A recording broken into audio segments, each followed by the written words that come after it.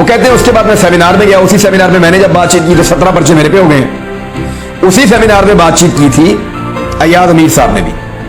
अयाज अमीर साहब कहते हैं कि जब मैं बातचीत करके निकला तो मुझे मैसेज आया कि यानी धमकियां में एक मैसेज आया कि आपने ये ठीक नहीं किया।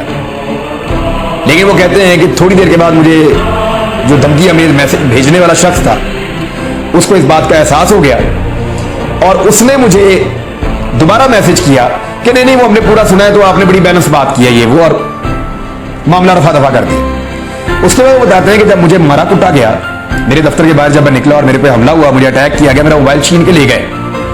वो कहते हैं जब मेरा मोबाइल मुझे वापस मिला तो सारी चीजें वैसे ही थी, सिर्फ मेरे मोबाइल के अंदर से उस एक शख्स का जिसने मुझे धमकियां मेरे मैसेज किया और बाद में कहा नहीं कोई बात नहीं, उसका नंबर और उसके पैगामात डिलीट कर दिए गए थे, सबूत मिटा दिए गए थे। तो ये अयाज अमीर साहब ने बताया है। तो अब आपको काफी अंदाजा हो जाएगा कि वो कौन था और वो कौन है जो लगातार